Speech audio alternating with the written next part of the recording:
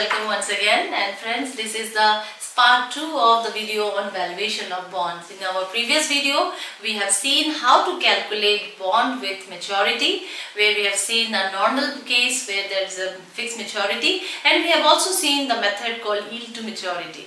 In this video, we will talk about perpetual bond and deep discount bond. So friends, let's talk about perpetual bonds. You know, perpetual bonds are that bond which has got in no maturity. So it is perpetual in nature, that it will exist forever whenever it is issued. So it is perpetual in nature, that it is having no maturity period. So if this is the case, then what is the value of the bond? How can I find out what is the value of this bond? It's very simple. You just have to find out what is the interest that this bond is providing, divided by what is the market rate of interest. Market rate of interest the bond provides. What is the rate in the market? Okay, so suppose the interest rate is, suppose we have 10%, 1000 rupees, 1000 bonds. Okay, and in the market the rate is, say for example 20%. Market provides a rate of 20%. So what is your interest? Interest is 10% of this, it is 100 divided by 0.2. We will see. Okay. Let's take another case where B0 is equals to interest, that is 100 divided by, let's say the market is providing a rate of, say for example 5%. Market provides a rate of 5%, 0.05. Let's take another case where B0 is equals to 100, that is rate of interest is 100 divided by the market pays a return of, say for example how much? The market pays a return of, this was 20%, this was 5%, and say this is 15%. So divided by 0.15. If you see what is happening here, what is the value of the bond in case 1?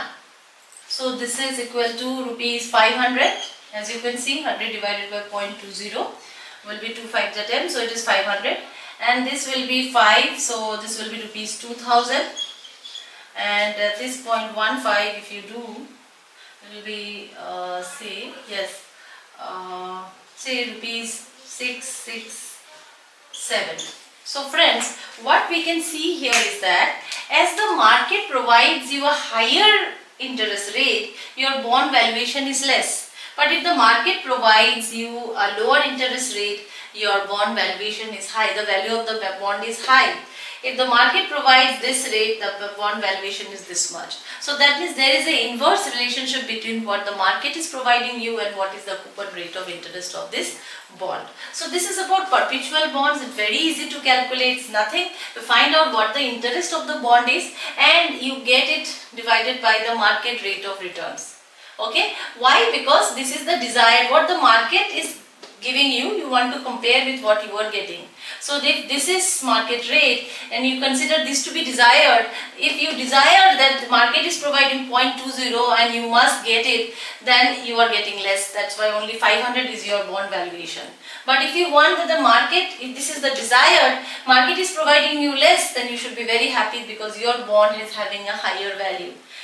Okay, this way. So this is about perpetual bond, and these are the bonds which are there, are lasting for infinite period of time. Let's talk about the next one, that is your deep discount bond. So let's talk about the deep discount bond. Very easy. Deep discount bonds are the bonds which are issued at a discount, and they are suppose issued at a discount. Say for example it is issued at rupees 800 and repayable at face value. Suppose the face value is 1000, right? So it is issued at a deep discount, a very high discount, and they are being repaid at rupees 1000. And suppose you have kept it for 2 years. This bond has a maturity of 2 years. So in a deep discount bond, all that you have to do is same as yield till maturity, that you have market price 800 is equal to how much you are getting after 2 years. You are getting 1000, so I will write 1000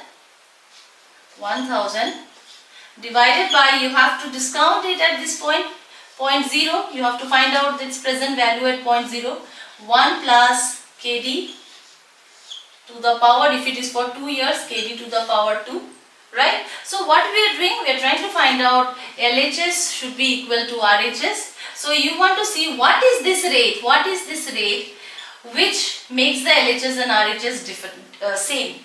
So if you find that the rate is 20%, that means the value, this bond provides you, this type of bond, that is deep discount, this bond is actually providing you a rate of 20% return. So you have to find out a rate which equates both the, that means a rate which discounts the present value of the future cash inflows equal to the present value of the value at 0.0, that rate will be considered to be the rate of the bonds or the return of the bonds. So friends, just one thing you have to remember, that you have a bond value 800, which is the purchase price. If you purchase it at today at 0.0, it will cost you 800, but on maturity you will get 1000. You want to know what is the rate of return this bond is generating. The rate of return that the bond is generating is 800. It should be equal to the discounted value of this 1000. And what is the rate at which this should be discounted? That rate becomes the rate of return for this bond. So friends, we have covered some of the basics or the very basic models for valuation of bonds. Let's meet in another video with similar concepts. Till then, goodbye.